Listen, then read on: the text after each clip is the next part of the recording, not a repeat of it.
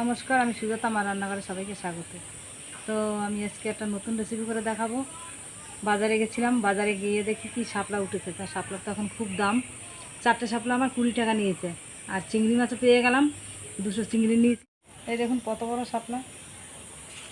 তো আমি এখন বেছে দেখাচ্ছি বাড়ি গিয়ে। শাপলা বেছে নিচ্ছি।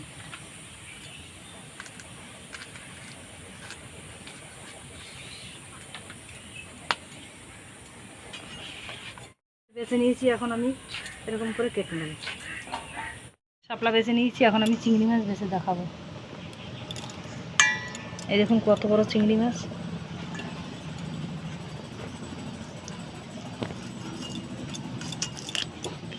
এইভাবে বেছে নেব আমি।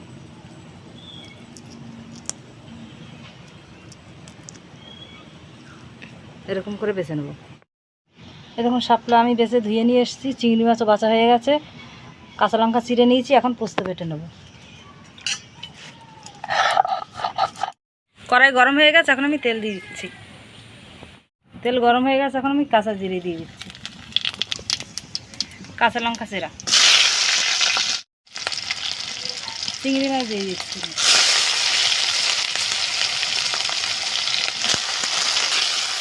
একটু ভেজে নেব। স্বাদ মতন আমি নুন দিয়ে দিচ্ছি, হলুদ দেবো পরিমাণ মতন। চিংড়ি মাছ ভাজা হয়ে গেছে, এখন আমি শাপলা দিয়ে দেবো।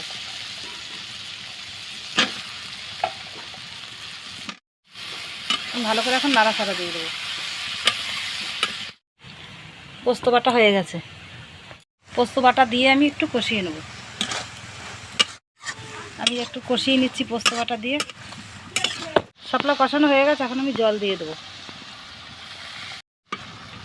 এই দেখুন আমি মাখা মাখা জল দিয়েছি। ধনেপাতা কুচি দিয়ে দিচ্ছি উপর দিয়ে, সর্ষের তেল দিয়ে দেবো উপর দিয়ে। আমি এখন ঢাকা দিয়ে দিচ্ছি। 3 মিনিট বাদে আমি তুলে নেব। 3 মিনিট বাদে আমি এখন ঢাকনা তুলে নিচ্ছি। এই দেখুন কত সুন্দর হয়েছে।